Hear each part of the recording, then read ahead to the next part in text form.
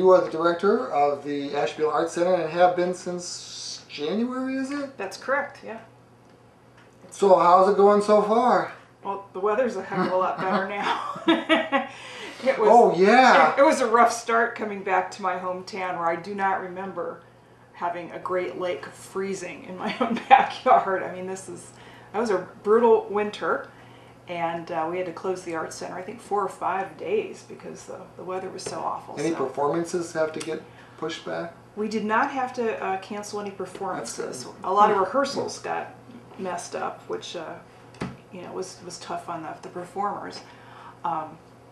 But what can you do? We're hardy people in this part of the country, and I'd forgotten it, but you know, I just kept screaming, you know, the lake's frozen.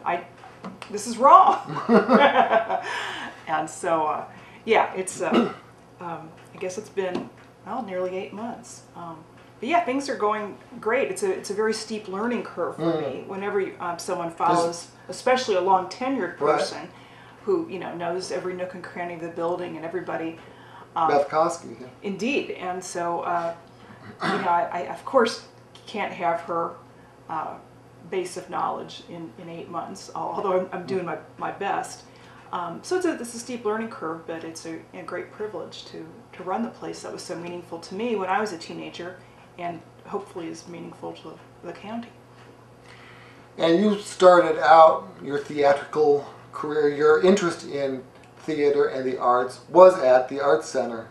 Kind of secondarily, it was more in high school. Okay. Joyce Anderson was the English teacher and drama teacher at Edgewood in the 70s, and I did theater with her.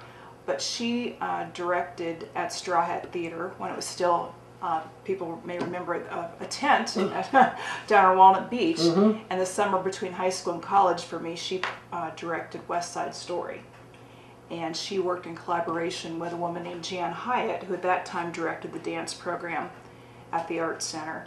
And Jan had come into Edgewood and did creative movement with the students, and that was my first introduction to dance. And so I took some dance classes at the Art Center and then began at Straw Hat Theater. I'd seen shows at Straw Hat before and really enjoyed it, and then got to be in them myself. And so that really was what started me on my career, and actually thinking I could have a career in the arts. Not as an artist, because God knows I wasn't very talented, but I really loved it and appreciated it, and kind of early on figured out the management end of it was for me. So then you went off to school? I went off to Ohio State and got an undergraduate degree in theater, and indeed knew I wasn't an artist. And I actually went to school in education. I wanted to be a theater teacher. I wanted to be just like Joyce. And people had to tell me, well, dear, that's very nice, but there really aren't theater teacher positions. You can teach English, and maybe you can direct the high school play. And I thought, well, I didn't really see myself teaching English, and that didn't seem quite right. I hadn't realized how extraordinary it was to have a theater class every day in school. And I think part of that was because at the time, the Buckeye School District, you know, had good funding because of the plants on the shore of Lake Erie, and that we could have a fairly robust arts programming. We had a 100-voice mixed chorus, you know, theater program, marching band, and I was involved with all of those things. And but that's sadly not the norm in public education. It's even worse now, sadly. So I had an advisor at Ohio State said, well, Laura, you have dance background and music background as well as theater. You have a lot of communication skills and leadership skills. I was involved in a lot of student leadership activities. And he said, why don't you think about picking up business skills and think about arts management as a career, which I'd never heard of. So what reason you go to college is to learn about careers that you didn't know existed? Yeah, exactly. So it was the proverbial light bulb went on, and I thought, oh my God, that's it for me, and it has been pretty much ever since. That was my niche. So what was your first job out of school then? My very first job actually has a little bit of Ashtabula County in it. I came home, and it was the last legs of Shays Theater. I had a 2-month internship. Wow! So I could live at my parents, And Ed Cimbalo is the executive director then. Shays was a presenting house. This is after it was not a commercial movie theater. Yeah, and I remember Louis J. Stadlin, who's an actor, came through and did a one-man show of Groucho Marx. Oh. And Maynard Ferguson came through and performed. Unfortunately, I think he was paying me all of $75 a week, and they couldn't even afford that. So after 2 months, that whole thing went in the bucket anyway. That was pretty much, that would have been the fall of 1981. So that was kind of the end of Shays. I went back to Columbus. My first job was actually Nationwide Insurance in downtown Columbus, had an art gallery, and I was the receptionist for the art gallery while I was applying for graduate schools to go on into arts management. And a job opened up at the Ohio Arts Council, and it was the assistant coordinator of what was called a presenting touring program. I didn't really know what a presenter was. A presenter's like a Shays Theater or a Playhouse Square where you book in touring artists, touring acts, and I didn't know what a state arts council was. Nor did I have any idea that it was the very best in the country at that time. Wayne Lawson was the director of the Ohio Arts Council for many years, and just truly, it was the gold standard of states in this country. And I kind of wandered into that job. Is this the same council that funds stuff at the Arts Center here? It is. Every state has one, a state arts agency, and the Ohio Arts Council is, a little teeny bit of our state tax dollars. I want to say the Ohio Arts Council is going to be 50 years old. If not this year, then next year. Most of the movement of the National Endowment for the Arts was created in 1965. And one of the carrots it had was we will give states funding if they will establish some sort of a state arts agency where the legislature also appropriates money for the arts. And that's how it all kind of started. So the public funding. So we have the National Endowment for the Arts, which right now gets federal appropriations by Congress, and 40% of that money is mandated to go right back out to the states. And there's still a little bit of a competitive process. A lot of it's population-based, but Ohio is always at the top of that list. And then in many communities, there are local arts agencies, city and county government that also appropriate money for the arts. So right now, the Ashtabula Arts Center gets about $20,000 from the State Arts Council. And of course, that goes with the economy, depending on how well the state budget is doing. Sure. That's been up and down over the years. Anybody that's been to any production at the Arts Center sees that there is a lot of local support too, from businesses and industries and individuals and all. Absolutely, it's absolutely critical. I think it's a public-private partnership, but certainly much more the private sector supports us in Ashtabula County. And while I'm here, if anybody's watching, we're always looking for new members. We have a membership program for individuals, different levels of giving. Some level of benefits might come with that. And then corporate small businesses. It is extraordinary, and I say this all the time. I think I'm still new enough I can get away with it. Most people in this county don't realize how truly extraordinary the Arts Center is, especially the building and the facility that was built a little over 40 years ago. The Arts Center itself's been around 61 years. But most communities this size, and certainly not as economically challenged as we are, have any hope of having something as nice as that Arts Center. And I think people also don't realize it's the Ashtabula Arts Center. It's located in Ashtabula, but it serves the whole county, Ashtabula County. I mean, we are up near the lake, but we do have people who come from Rock Creek and Andover and Conneaut and come to the shows, and that's what we want it to be, and it's intended to be. But it truly is a wonderful place, and we have all kinds of programming that a lot of communities this size just don't have.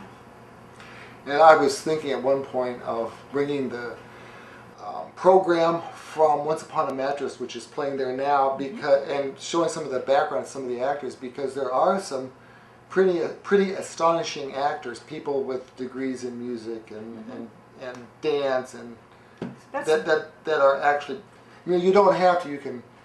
There certainly are people that do not have degrees. You don't have to have a degree by any means to participate, but there are I just remember seeing some of the dancing and stuff, and sometimes I try to put myself into it, which is usually, there's no way in a million years I could ever do anything like this. Exactly, it's very but then you look at some of the background and some people that are actually doing this, and they do have great backgrounds. They've been in tons of productions, and they are skilled at dancing, and so there is a lot of people, and it's not like, it is amateur night, but it's not amateur night. It is, and I think that's the wonderful thing about community theater. Most of my career I've spent in professional theater where people are trained and they do it for a living. But in community theater, it is a wider spectrum. As you said, some people may have degrees in theater or music, and they've just chosen for whatever reasons to not pursue it as a career, but they do it for fun. Right. And they do it at the amateur level and in community theater. So we have some very gifted and talented people. But also, all of us in our own walks of life, the people you work with who are great storytellers or jokesters or have great comic timing, and they may have performed in high school. But those folks come out sometimes, or they sing in their church choir and they have these great voices. So I think we get some of those folks who have some sort of artistic talent or wanted to develop it. An arts center gives you, it's lifelong learning. We can, start in preschool, but up to, we have a group of painters who are, in their 60s and 70s, people who sing, people who act, depending on what the roles for each play require. If you can have a very wide age range. So you can come to the Arts Center, to Straw Hat Theater or GB Community Theater during the year, and see your neighbors, see your co-workers, see your kids, see your grandkids. Sure. That's the wonderful thing about community theater. When you were talking, I was thinking when you were talking about being at Edgewood at a good time, when they had all of these programs for the kids. Well, these days it isn't that the kids can do without, because it may not be going on at Edgewood, it may not be going on at Con Ed, it may not be going on at Lakeside, but you can get it at the Ashtabula Arts Center.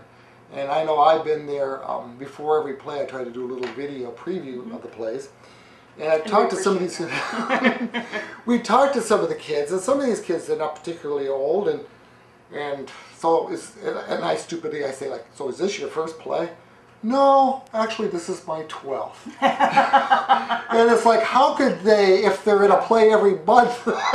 But over time, and we do children's productions, and you get people, you start at any age, but you can start with little kids. They have a small part, and if they're talented and they work hard, the next time they're going to have a little bigger part. And some of those kids have an awful lot of presence and poise and savvy, and you just wouldn't believe what they're capable of doing.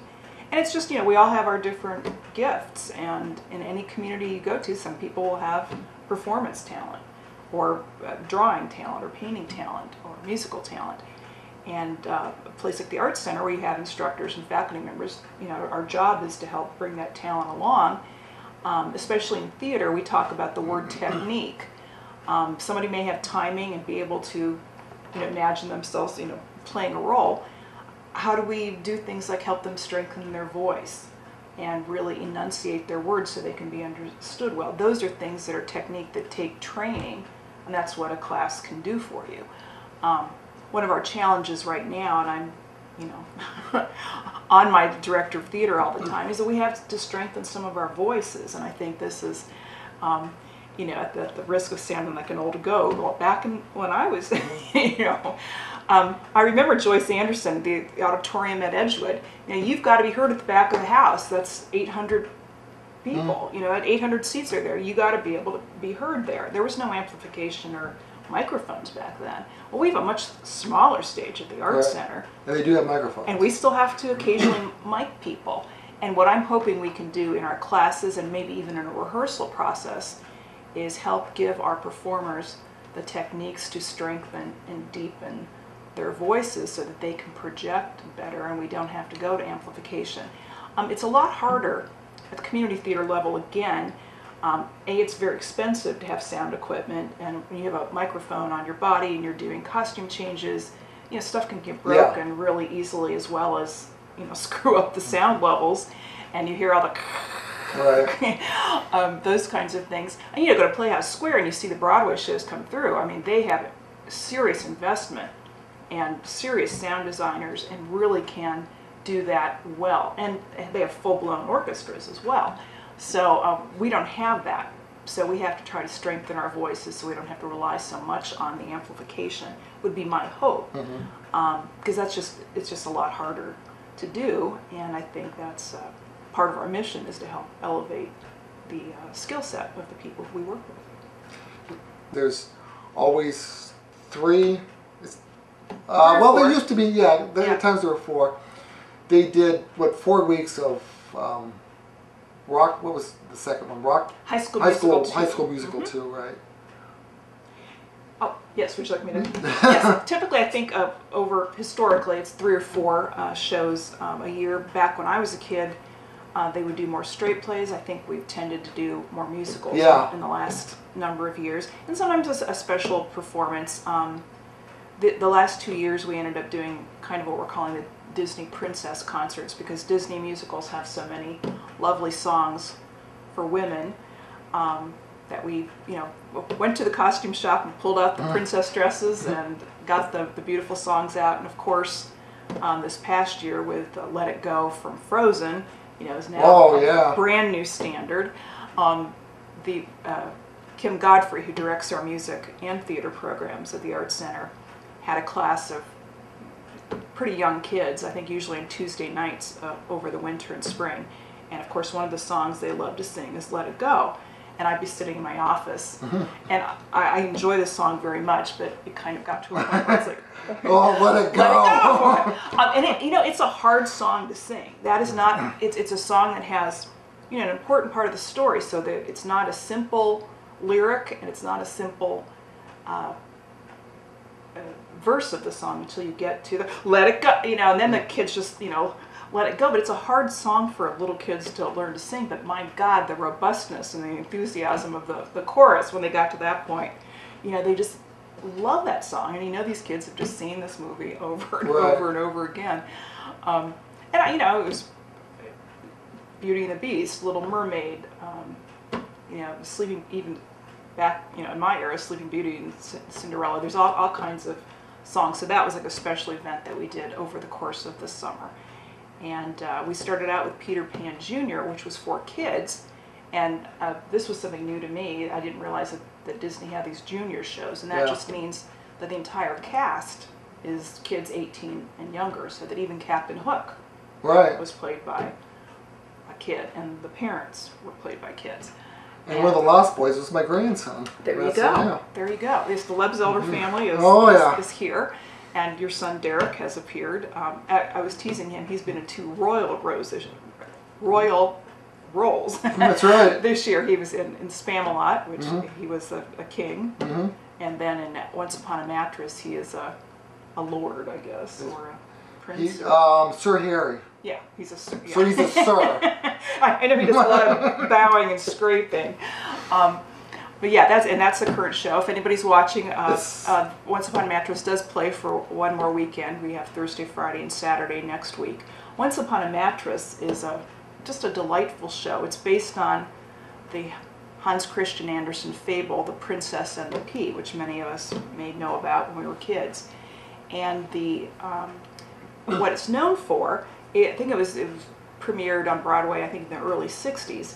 It's the show that made Carol Burnett a star, and many people my age or older who remember Carol Burnett's variety show on television in the 70s know how tremendously talented she is. Yeah, versatile. And this was the show where she was kind of a reluctant princess, or certainly not the stereotype of a princess. And it's a show that really put her on the map. And it was the music was written by Mary Rodgers, who also did Freaky Friday as a story, but her name is better known because her father was Richard Rodgers of Rodgers and Hammerstein. Right. So she came by her talent naturally, and she actually has a son who's a composer working in musical theater, and she just passed away this past, I think about a month ago or so. But truly one of the fine leaders in musical theater. So it's lovely to be able to do a show like that has all this resonance. Yes. Kind of in the past, and it's just great fun. We have some lovely voices in this show, and it's just a the princess show. On that was really She's I mean, everybody's really good, but I really was impressed with her. She was delightful. She was kind of a surprise find for us. I'm not sure if this is entirely accurate, but she's a young woman. I think she's from Pennsylvania. She's going to college and studying musical theater at a small college on Long Island. And I think she was vacationing in this area with her parents in Geneva on the Lake and just came to the audition. So she's not someone who's in our local talent pool that we knew about. And she showed up and has this, incredible voice. She's kind of a small person, but yeah. She's a small person with a very big voice, and is just absolutely delightful in the role. So we sometimes you hold auditions, and you don't know what you're going to get, and you find these great new folks to bring into your circle.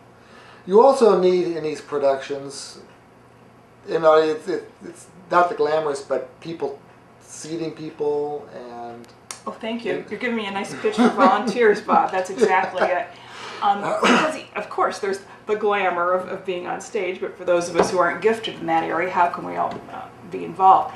We have so many needs at the Arts Center. We're so grateful to our volunteer pool. But in particular, we have what we call box office and what we call front of house, which is ushers, concession workers. We often do a 50-50 raffle if we have a volunteer with a personality to pull that off, to raise money for the Arts Center, while somebody also in the audience might make a few bucks. But that's so important, and even more important to make the show run well, we need people behind the scenes, and those are the people who sometimes will help us make costumes, really important for our dance program, the Nutcracker, tutus, and oh my goodness.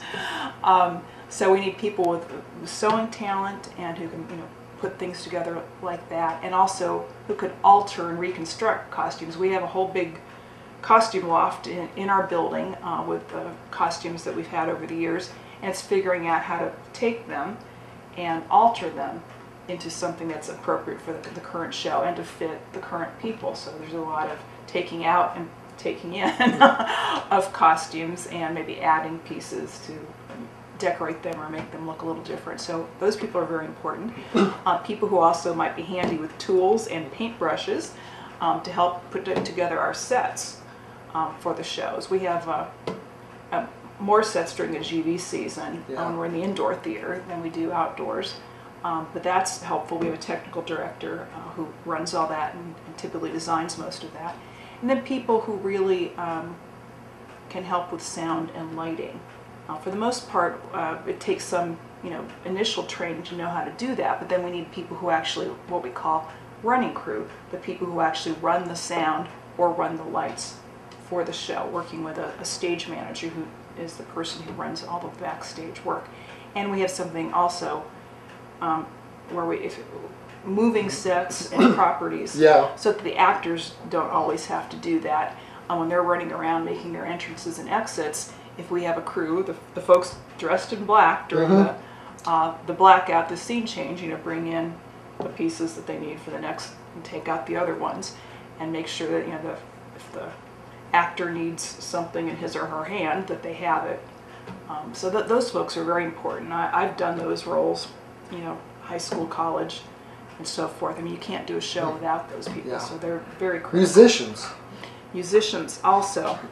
If we're doing a musical and want to have an orchestra, that's a tough one for us, because right now we're on a little bit of the thin side, and I think it just depends each year what's going on at the high schools, if kids can commit to something like that, or even the band directors, retired band directors. I'm looking for you people if you're out there, because it's hard. You'd like to have a nice small orchestra for every show.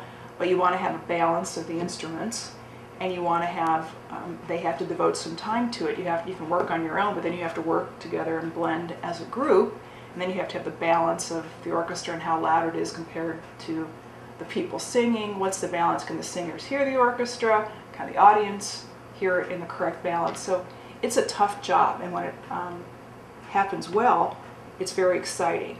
And so this is an area where we're trying to I feel like Urban Meyer sometimes in a season.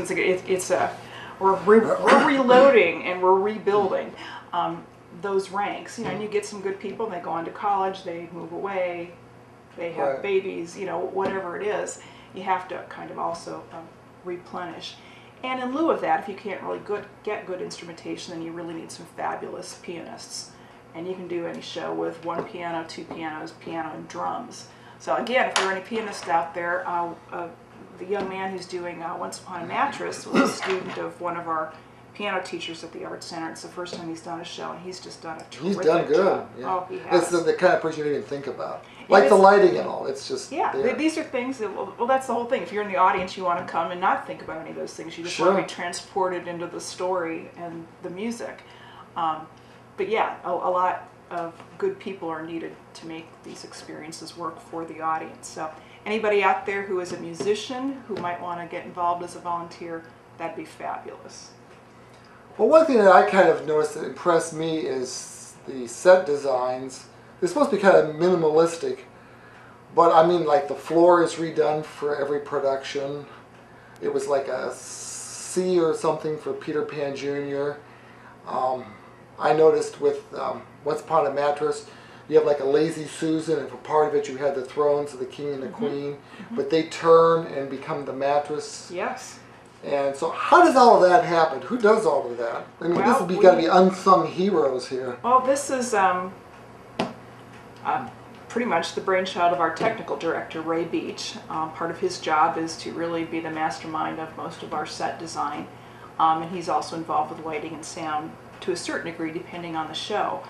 But that's where his creativity comes into play. We have, if you ever go on a backstage tour, we have just all kinds of lumber and pieces of wood that, what we call flats that are flat behind the stage, and furniture, and and he will talk with whoever the director is to kind of hear what they have in mind. Simplicity is very important, especially at Straw Hat. You just said the floor is what we call a 3/4 thrust. So the floor is actually coming out into the audience, unlike what we call a proscenium stage, which is our indoor theater, where it's just there. The stage is here, the audience is here. I don't know how to do that on camera. So in a proscenium theater, in the indoor theater, you can do a lot more with a set, and you can't do as much in Straw Hat. So what you just said, the thrones are here and they turn and it becomes a bed, is where creativity comes. Yes. How do we do something that's creative and quick and simple and can still connote what we need to know for the show? So that was beautifully done.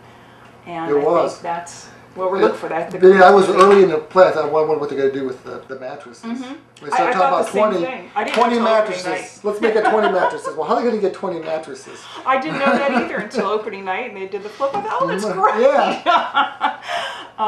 The theater, that's your imagination, and that's where that creativity comes into So play. they actually put down a flooring, though, a different...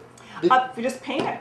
It was just, it was meant to look like, I think, kind of medieval castle. So it was like stone. So it was painted like it was a castle floor, castle wall. And it was water in Peter Pan Jr., and we had boats going and across. They had and kind of a map and that sort of thing too. So you can see that. So actually, that's very unusual in a proscenium theater where you can't see a stage floor at all. But in the configuration we have in Straw Hat, where the floors definitely can be a part of the set design.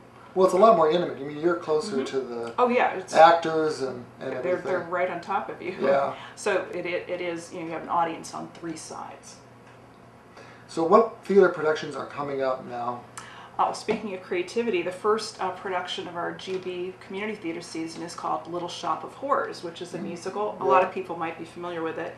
About one of the characters is a man-eating plant, and that's what our technical director is working on now.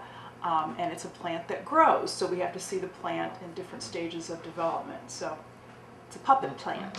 So it's a very cool thing, and we'll see what it looks like when that show opens in October. But that's where Ray's ingenuity and technical skills are all coming to play to try to do something that's really awesome and works beautifully, and hopefully doesn't cost an arm and a leg. It eats an arm and a leg, but it's supposed to not cost that much. Exactly. Now, the auditions have been completed on that? They have. I think we're just about ready to announce the cast for that. So that will be our opening show. And the second show is Laughter on the 23rd Floor, which is a play by Neil Simon. Right. And I saw it on Broadway about 20 years ago. And it's the story of when Neil Simon was a fledgling writer during the golden age of television back in the 50s. I think he wrote for the Sid Caesar show. And so it's writers like he and Woody Allen and Larry Gelbart, who is the mastermind of MASH. It's these guys in their writer's room as they're writing this show, and it's just very, very funny. So that's our second show. I'll just skip over the Nutcracker and come back to dance in a moment. Then in January, we're doing a very funny comedy called Greater Tuna, which is a two-hander play, two actors playing multiple roles. So it's great fun seeing how quickly they can get in and out of their costumes and have different voices. And Greater Tuna is essentially, it's a radio show, Bob. Yes. You'll want to come I look saw, at that. It's hysterical. Remember, did you know Chris Dietrich at all? He was, I didn't. Chris Dietrich did a lot of plays at different places. He loved theater and he did a lot of plays. He was in some art center stuff. And he did Greater Tuna, and there was a sequel to it that he did. I think he did them at like local bars or whatever. And it's very sad. He died a couple of years ago.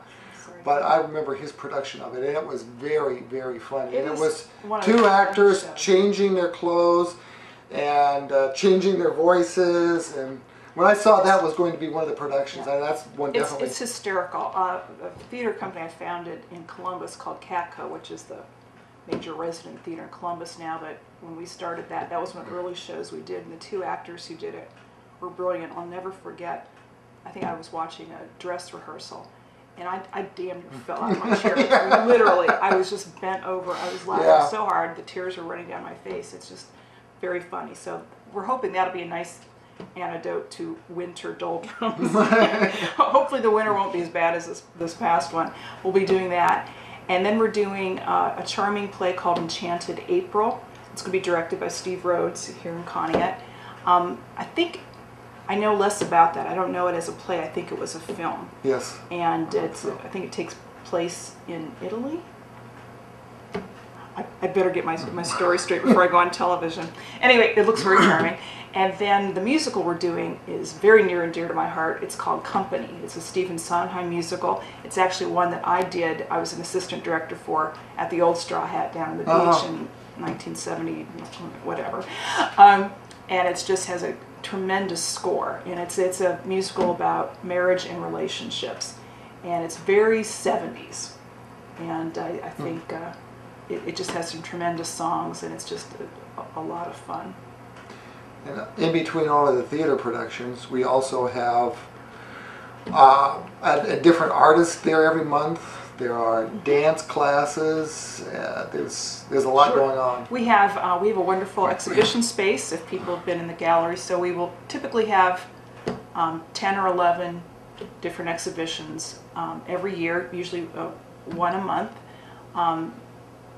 Local artists, sometimes regional artists, and in some cases we can have something national. We have an exhibition coming in that Wells Fargo has sponsored, and that will be playing. That will be showing in September.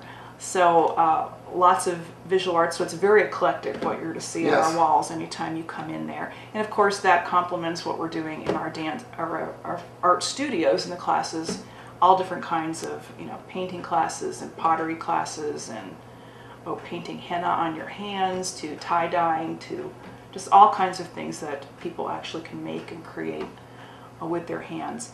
And then I will go to say our dance program is just extraordinary for Ashtabula County. And again, I don't think people quite realize this. Sheila Dubsky is from Long Island, and she was trained at the American Ballet Theater as a young woman. And that's one of the two top ballet companies in this country.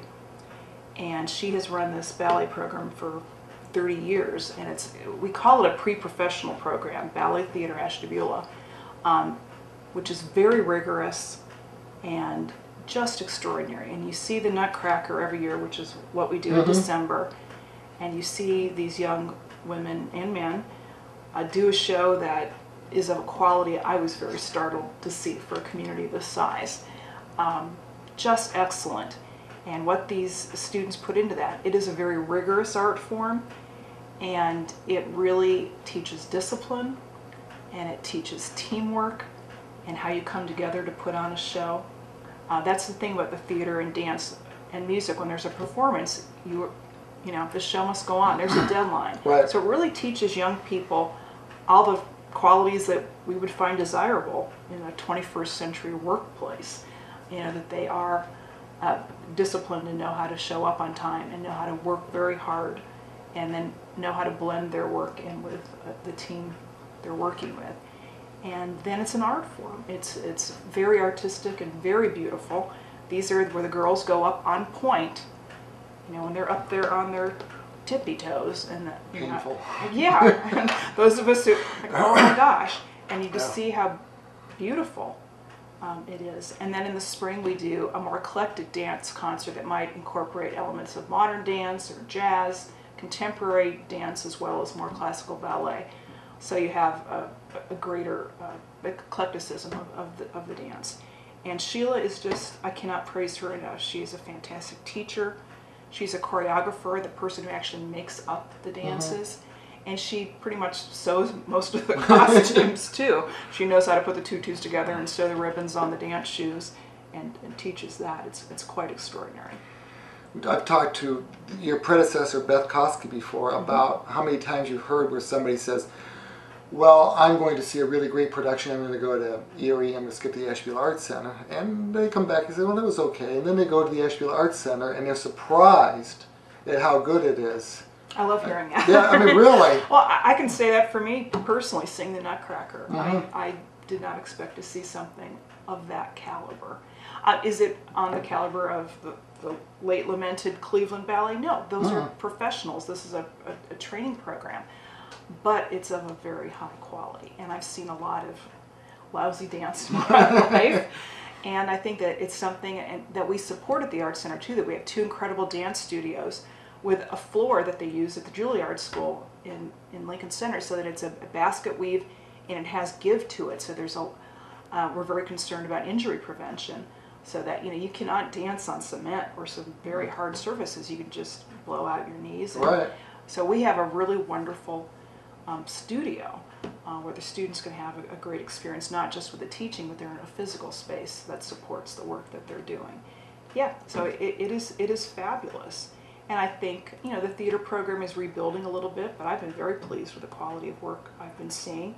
But, you know, it ebbs and flows. People come and go with, you know, the people I have on faculty and directing the staff, as well as, you know, young people do well and they're teenagers, they go to college and then they move somewhere else, or people start families, their jobs move them away. There's always something going on, and we're trying to, you know, just build and elevate, and sometimes we slide back a little bit and have to rebuild with some new folks, and that's the exciting part of it, is it's never dull.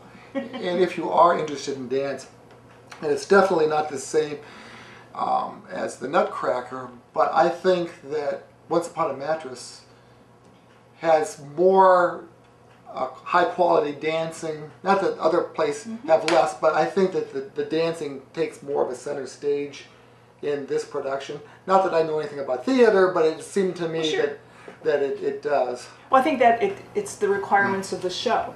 And I think, you know, most musicals will have a couple of dance numbers, if you will, or an opportunity to showcase a soloist.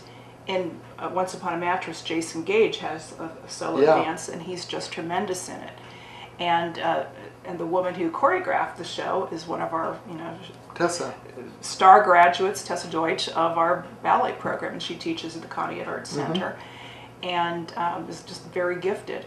So that this is, I should go back and say, you know, I was bragging about our ballet program, the professional program. That's for the very devoted dance students, but we have dance, all kinds of dance classes for very little kids, for people who, you know, we often will have ballroom dancing, so people who just want to, you know, get better at something and don't want to ever perform. They just want to do it because it makes them feel good and helps their physical fitness. So we have all of that. And then we have a dance that's particularly for music theater. Musical theater, it might be tap dance, or it might be just working in a show, because in the theater, in a musical, dance is expected to advance a story in part of the show. That was something that started really back with Agnes DeMille in the Rodgers and Hammerstein musicals in the 40s and 50s with Oklahoma and South Pacific, that it wasn't just, oh, let's stop the show and have a dance number. It was something that had to do with building the storyline. And I think that's what we see now in musical theater. So there is that, the Broadway kind of dance Right. that goes into the show. So people that aren't that familiar with the Ashtabula Arts Center, it might behoove them maybe at first to go see a production. There's always the Artist of the Month, and so you can go to the theater, and during intermission or before the play or after the play, you can look at the photography, and maybe you end up trying out for a play or playing music for a play, or if nothing else, you hawk tickets, 50-50 tickets, and have some hilarious people up there doing the drawings. They make that into I think it's actors that didn't get a part in the play. Yeah, we've handled volunteers, yeah. there's no question about that. Some of the greatest personalities are volunteers. I should say to the audience, anybody who's watching or listening, we are having an open house on Saturday, September 13th from 11 till 2. And that's an opportunity for people to come in. Everything's free. We're going to have different visual artists out showing the kind of work that they're doing. We're going to have a few performances. We're going to have some drawings for free prizes, some backstage tours, an opportunity to look at a dance rehearsal in progress, kind of get a taste of what a dance class might be. So we welcome the entire community to come. Bring your kids, bring your grandparents. We're going to have free popcorn, and just try to do a couple of things. Either introduce you to, if you haven't been to the Arts Center ever, if you haven't been in a long time, if you thought it wasn't for you. This is a huge community asset, and I can't say this enough, especially when we're so economically challenged in this community. This is one of the jewels in Ashtabula County. We try to have many opportunities so that we're offering good quality for an affordable price, and that's why we need help from people who are our donors and our members to keep those prices affordable, but that we have free opportunities as well. It doesn't cost you anything to try out for a play and be in one. That we had free concerts on the lawn this summer that went really well. We had Alex Bevan was there. Alex Bevan was here, and John Hoyle and Brian Carroll Hunt last week. We had more than 300 people on the Arts Center grounds listening to Irish music. It was a gorgeous evening. It was just fabulous. So we try to have a wide variety of activities for, from little kids up to folks in their senior years, and try to have, things that are affordable, things that are free. And this open house is free, and I encourage everybody to come out and just get a sense of what the Arts Center is offering today. It may be different from the last time you visited with us. We hope it is. And some of the stuff that we do well, we will keep doing, because there's always new people to bring in. Give us your website.